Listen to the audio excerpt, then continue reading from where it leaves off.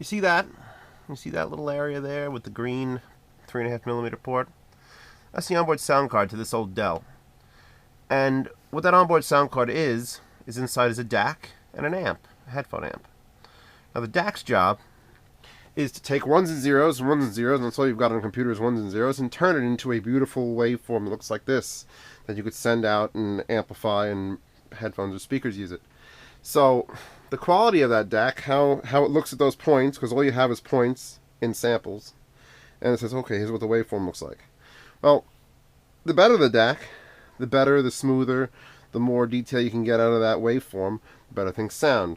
Now that sound card there, this one particularly, is shit. Now, many moons ago, I replaced it with this, the Behringer UCA-202, and it's the exact same thing as the sound card. This is a sound card essentially. It's just a 2-channel, left and right outputting, even has a headphone amp built in right here with a volume knob.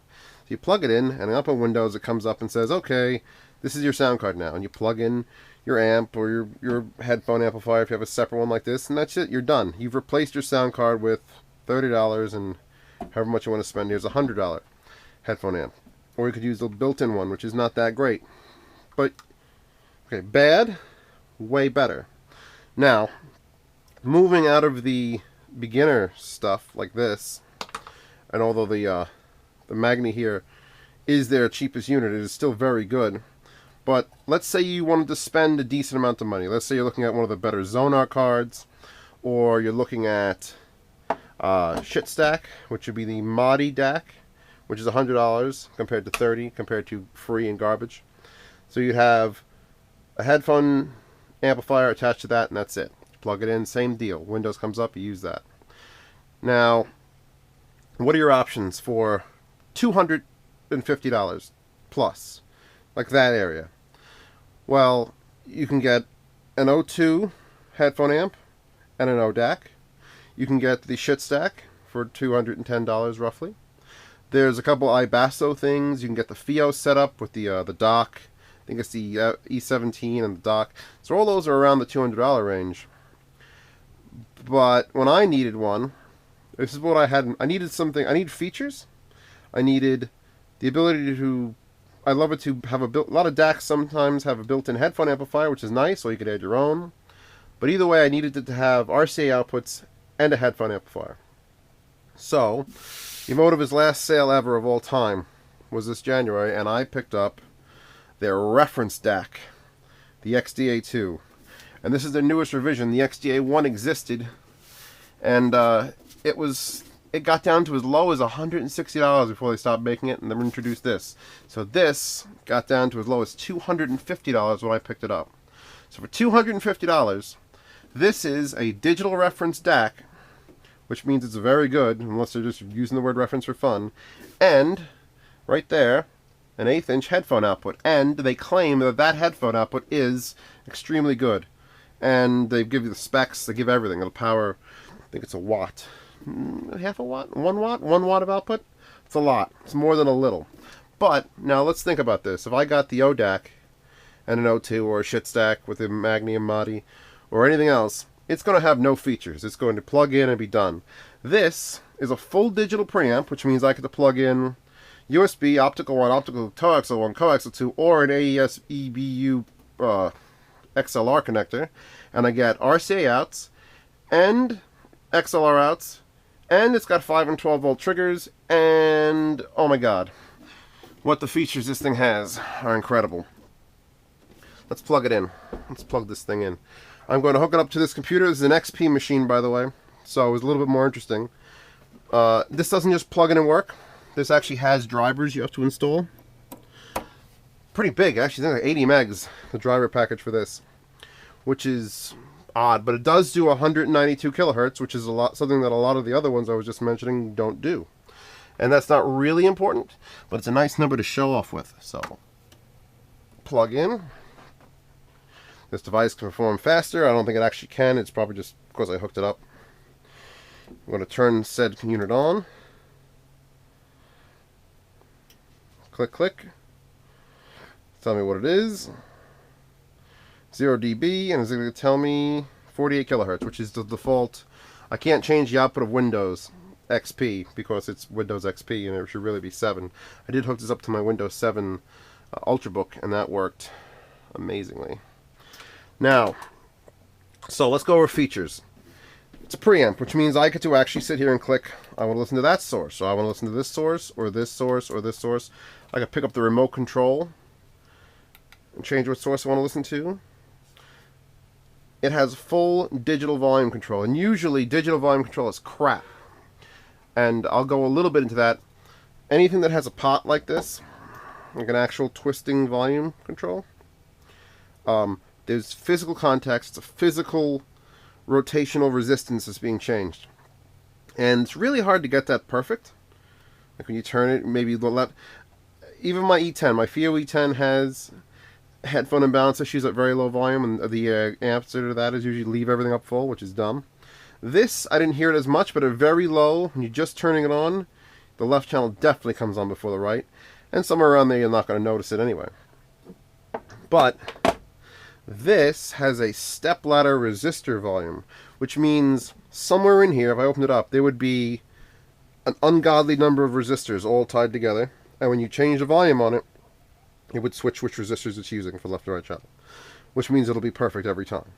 Which means I could set this to 0 and it'll output the same volume all the time. Or if I put this on and I turn it to like there, it's just like there. So for headphone reviews, this is going to be amazing because I'm going to be able to set it exactly to a point and it'll always be there. And it has a remote. Did I mention it has a remote? It's got a remote. It's got a remote made of machined aluminum. Alright? The whole thing is I could kill you with it. $250. This is worth that alone. Hearing those buttons? This SRC bypass button, I had to do a little research on that. This, even though it'll take an input and it'll tell you when I'm running foobar, if foobar runs this first time. It's weird on XP. It should give me a playback error, of course. Yeah, it has came with an ASIO plugin for the device. Did I have to restart it last time? I think I may have to restart the computer last time. Well, we'll get this working in a second. You are. Right, restart. This button, this SRC bypass button, whatever you're sending into this, whether it's 44, 48, 88, 92, or 192, having this on automatically upconverts whatever you're sending it to 192 before sending it to the DAC, before converting it to analog. And you could bypass it with this, and that'll mean if it's 44.1, it'll take that and send it straight to the DAC. And there is a sound change, and you can go to the Emotiva forums, the Emotiva Lounge forums, and just watch people argue about, oh, this adds more air to the space. And I play with it. You can hit it on and off while it's playing. Click, click, and whether I like one more than the other is I can't tell. So I just leave it on all the time. But that's what that function is. You got the full stepladder volume. It'll go to negative 100 dB all the way to positive 10. Now 0 is where you want to keep it. 0 means that's it. The line on my receiver comes up peaking at 0 when this is at 0 when that's at 0. Everything's at 0. And it has 1/4 decibel increments of volume, which means there are 440 steps of volume on this. So I can go from negative 100 to negative 99 3/4, 99 1/2, 99 1/4, 99, 98 3/4. Ridiculous amount of volume. You can't. I have a list of things, of demands, that I'm going to go over as soon as this thing is working eventually. Please be working. She's working. That I'm going to go over for the XDA-3. Because I know there's going to be an XDA-3, and I know it's going to come out before the end of 2014. Plugging in the RCAs that go to my Pioneer receiver. Previously used on the Behringer amp. So right now I've got power, which, by the way, one of the nicest feeling power cords I've ever used. Super supple. Although, one of the demands I have for you, Emotiva, if you're watching this, don't fold the damn cord over like this. That's really annoying. If you can get the manufacturer, I know you're not making these, but the manufacturer, if they could just sort of spool them into like a 10-inch round, please, so I can just go, and they'll just be straight cords instead of these ridiculous kinked pieces that you got to work out for 300 years. 13 watts, by the way, maximum is what I've seen on this for power usage. So it's super efficient. Here we go. We're playing now. What are we saying on the front? 44.1. Now, if I put on something 24-bit,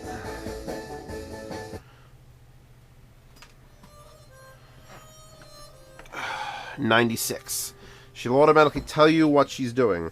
Now, that 96 is being up-converted to 192 to be put through the DAC and sent out here. Let me see if I can get you a good example of why this, in general, this is a great song, by the way. In general, if you have a USB DAC, the problem with that is it's USB powered, which is 5 volt. And what's supposed to come out of RCA, there is a voltage that is supposed to come out for the left and the right channel in order to be, 0 dB and all these things, top of the line. That's it. It should be 2 1/4 volts. And it's hard to get 2 1/4 volts out at peak from 2 channels, because that would require 4.5 volts worth of the 5 you're getting to be used as signal amplification. So USB DACs really can't do it. There's 1 or 2 that claim they do it. But this, since you're plugging it into the wall, can output through the RCA full voltage and beyond. So if I go to something loud, something that's going to peak the absolute hell out of it to 1,000, $100 bill from Great Gatsby, yeah, that's definitely going to hit the top. I gotta lower this. I don't know if you can see those meters. You see how they're stopped at the very top? Never in the 2.5 years I was using this Behringer DAC have those lit up, no matter how loud this ever got, because they just couldn't push the voltage to the amp, which means no matter how loud the song was, it was always a little bit under full, which means I had to put this up a little bit more. And because you have to put your amp up more because your signal's too quiet, that's like whispering into a megaphone a little bit. It's like, get out of that building. And you have to turn it up really high, and it distorts a little bit. Now that this is hitting peak, and it is set to 0, no, quarter higher. Yeah, now that it's set to 0, and that will peak, my previous listenable volume was between 6 and 7 on this analog dial, and now it's between 4 and 5. I mean, that's just that's the biggest improvement I think with this DAC so far, is that I'm not, even with the only other DAC that I have in the room here is back here, is the little FIO, what the hell one is this? EO9? No, ED3. It's a D3. And that gets powered, so that can handle it. Although it's only USB power, I think. Yeah, it's only USB power. It's back to the same shit block as that. They could have used a 9 volt and done it fine, but it's back to a USB adapter on the power. So that couldn't power this. My Behringer had to go up, but never. I mean, this has a different weird thing where it clips from your volume knobs. But this, the fact that it's now 15% louder going to the amp, means the amp has to do less. You can run the amp cooler and quieter, and it just kicks ass. But as far as clarity goes, there was a step from that onboard to this that was unbelievable, and I've been pimping these out like no one's business for the last 2 years. I don't check my Reddit history. And I still, if you have an onboard or a laptop, you get one of these, or you get a FIO, or you get a music stream, or you get something in there. You have to get something other than your onboard. If you have a good sound card, a decent sound card, if you spent the money on it already, don't bother. You probably won't notice a difference. But if you're going for full, retarded, this, while they still have them, they're off sale. They're about $280, $270, $270, I think. Let me just, so now here's what I can do with this. I can lower this volume, which complaint number 2 other than the cord not being wrapped up. So yeah. Wow, that hardly lowered it. So I can now control the volume of the output. So I don't have to touch my amp could stay there, which is at 6. And if I put this up, eventually, any day now, it'll get louder. And I could mute it. Alright. Yeah. The volume control in this is so god-awfully slow. God-awfully slow. I gotta make a whole list of demands at the end of this video. Still talking about how good this is first. Good is first thing. Now, I don't have anything to test the other inputs, the other digital inputs. I'd have to do some hackery with plugging in the Behringer again and then using the optical just to check it. I believe they're going to work. You're going to click it over, it's going to work fine. Wow. So the difference between that and this, when I got it, is now the difference between this and this. There you go. I was amazed. I was amazed at the difference. And I believe a good part of that is the fact that it's a powered DAC that I can output full voltage to the amp. And everything else you get with it, because it's about the same price as a shit stack or any other things, is all extra. So, pull up a chair. Let's pull up a chair. And we'll unmute this. Shut off the lights. Pausing that. You got 5 dim. It's also huge. You haven't noticed it's very huge. It's very huge because everything Emotiva sells, the amps, the processors, obviously the DACs, they're all the exact same dimensions, width and length. The depth changes, but so you could put this in the bottom of your stack, top of your stack. You're not going to mess it up. It'll eventually go into my little stack over there, probably underneath the Behringer amp. And I'll just run the wires to the back. But for now, on the desk, headphone out, we're going to test in a second. On pause. Mute. I'm going to give you a, put up the full. Actually, I'm going to change the volume now so you can see exactly what I'm talking about as far as why I don't like it. This goes to negative 100 at this speed. It's useless. If someone came in the room and started talking to you and you needed to lower it to the point where you could hear them, it would take 15 seconds. I don't even want to kill the batteries in the remote. I gotta hold down the button here. I'm at 50. Let's time this. Do I have a thing to time things? Actually, I can time it. Let's see, I'll start this song back from the beginning.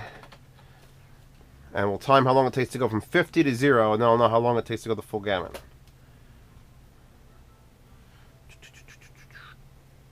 40. 30, 20. It's gonna get real loud. 6, 5, 4, 3, 2, 1, 0. 22 seconds. So that means to go down to 100 is 44 seconds, and to go from negative 100 to positive 10 is like 48 seconds. That's ridiculous. So, Emotiva, wish number 1, make it so that this is an exponential volume. So, you know, have it go slow and then faster. Or anything below 50 decibels, which is really, really low, just have that go really fast. And get slower as you approach 0, because this is ridiculous. This is a ridiculous amount of time to hold the volume button down. You're killing my remote batteries. Which, by the way, you have to take out with 4 screws to remove the panel off this aluminum. Which sounds like fun, but it probably isn't. Alright. Let's plug in a pair of headphones. It works amazing for an RCA output. Now let's power something. And here's what my brain waves. I'll leave them all for now. I've got them all mountain climber tied up. Now, the fact that this is not a 1/4-inch jack bothers the hell out of me. It's an 1/8-inch jack. Click. She switches to a different volume setting for headphone. She's at negative 15, which is correct, is where I want it. And there's a reason that, oh, you won't hear a difference between 1/4-inch and 1/8-inch. Agreed. I agree 100%. But I recently destroyed the 1/8-inch 3.5mm on the back of my Fio, plugging this in. I had one of the the bulky adapters that just goes on RCAs, plugged into the back of my thing under my desk, and this sort of slipped sideways and went, and I was like, oh god! And then just, so my FIO still works, but I can no longer use the line on the back because you have to, it's like twisting a fork into some sort of dead animal in the back of it. It's atrocious. So, for the sake of longevity and solidarity, please, for the love of God, make that a 1/4 inch in the next one. I'll use the adapter. I'll use it just fine. And the reason they don't want you to use an adapter is because what do you do most of the time? You leave your adapter plugged in. At least I do. I can leave it plugged in this. And I can leave it plugged in my Pioneer because I could shut off A and B. It'll output to headphones and speakers. And this, when you plug in a headphone, disables the output to the amp. If I'm playing nothing, headphones. Alright. Wish number, I don't know, I lost count of wishes. I got lots of wishes for the XDA-2. Give me a 1/4 inch headphone jack and put a button above it, just like any of the other buttons that I can go click and choose if I want to listen to my headphones or the speakers. Click manually. This way I can leave everything plugged in. Okay, I've taken off my headphones. That was a good session. Click. Speakers are not playing. Because this automatic crap means I have to constantly get up and unplug and plug and unplug and plug and unplug and plug and break. Things break. If I could just plug that in with a 1/4 inch, so I know if I yank it, it's not going to destroy itself because it's got a little more bulk, and just go click, just click. Make this. All right, now I want to hear speakers and now I want to hear headphones. That's another wish. So faster volume. It's got to be faster volume. Headphone port with a manual switch. Headphone 1/4 inch port with a manual switch. I love these headphones.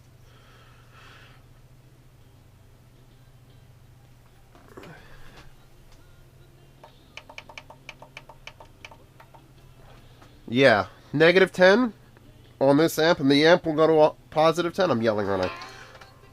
-10 on the headphone amp section, because again, it's 2 different volumes, is as loud as I'd ever play these. Ever. So it'll go to 0 and then +10, which will break whatever headphones I have here. I don't have any. I have those Panasonics. I don't mind blowing those up, but I'm not going to. Alright, Billy Joel. Hold on, Billy Joel. So, my list of demands so far. We went over a bunch of them. Blue. I'm not a huge fan of the blue craze. I know it's sort of your thing now. You could always just put a white one in there occasionally. And, oh, another thing I was really pissed off. There's no line in. There needs to be I'd like 2 sets of RCA outs, because now I'm going to have the problem of I either have to use a splitter to go and power both these amps. Well, that's what I got to do. That's what I have to do now. Unless I want to use a separate sound card for the Behringer, which is going to be a pain in the butt to switch and foobar and everything else. I use the Behringer for the Behringer, which makes sense. But other than having an XLR and a balanced, an unbalanced, 2 balanced, and an XLR would be, you know, it's not going to cost you anything. It'll cost you $1. But I'm really pissed off that this does not include an analog input. So much so. So I can't bring my little portable player here and use this as a headphone amp for that unless the portable player has a digital output. So I'd love to be able to just 3.5mm into my thing, ignore the entire DAC section, just amplify this. Just amplify this, please. Click, amplify this. And it doesn't have that. So this is a completely digital processor. No analog at all, except for the output, which sort of really pisses me off. But, you know, I'm talking about a feature that for $270 you're not going to find on most things. I mean, at least this. Like, here's the headphone. Here's the magnet headphone amp. If I just took this out and plugged it into my little player, it'll amplify that because the DAC section is separate. Can't get between the DAC and headphone amplifier section of this. It's all one piece. So, since I can't choose,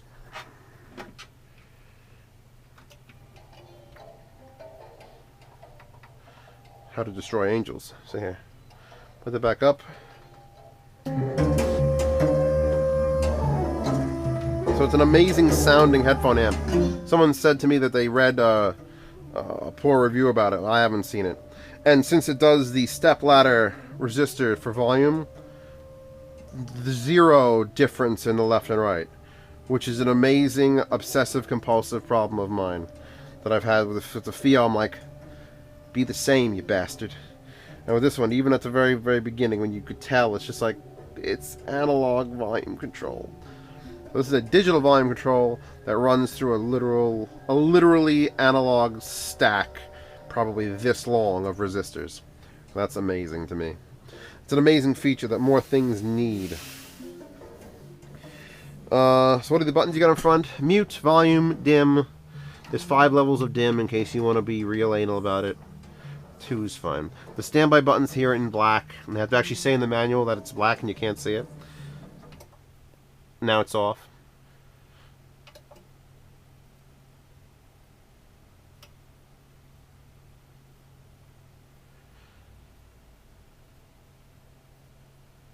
Did I freeze that? It did freeze that. Is that how that works? Hope I just have to play another song, because I just freaked out Foobar. Oh, God. Windows XP is bad, ladies and gentlemen. And if I didn't find that computer in the garbage, I would reinstall it. But I'm pretty sure it will not be able to handle Windows XP. Anything higher than Windows XP.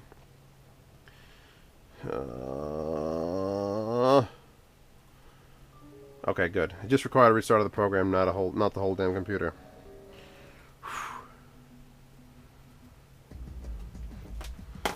Touching peak. Ah! It's releasing animals that were in this amp that weren't out before. And I could really hear it on these giant speakers. I could hear it. Hear the violence. So, Tech Syndicate's full of crap. Put that in there. Because I watched their...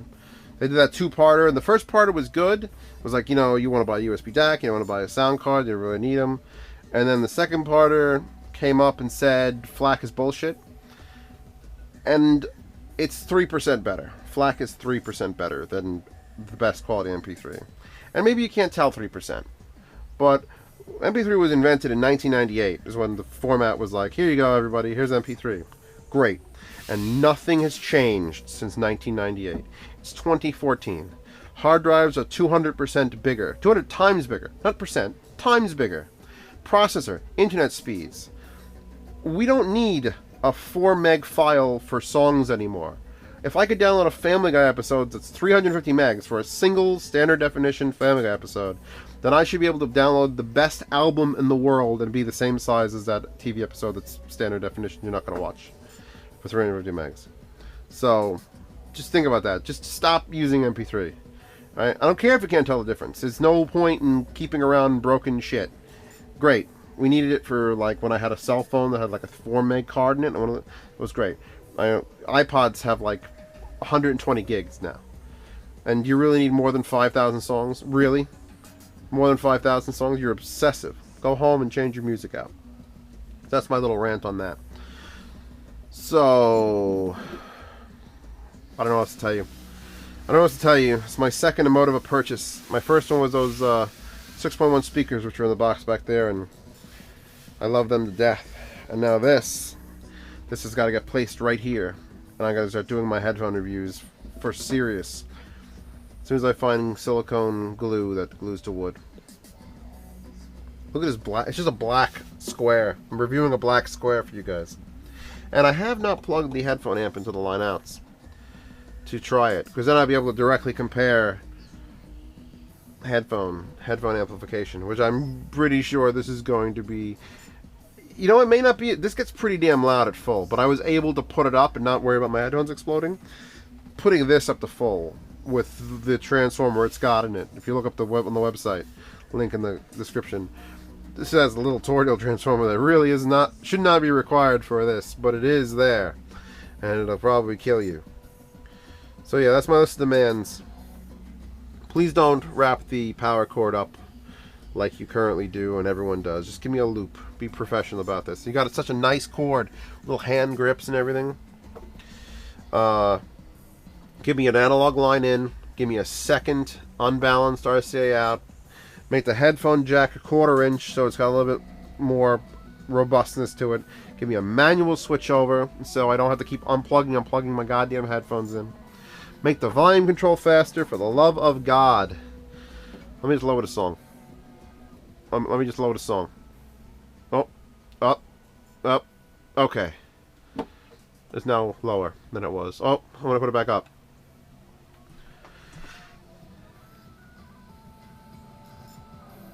Ugh. Phone. Alright, on that phone call, I'm done with this review. If I think of anything else, I'll put it in the description later.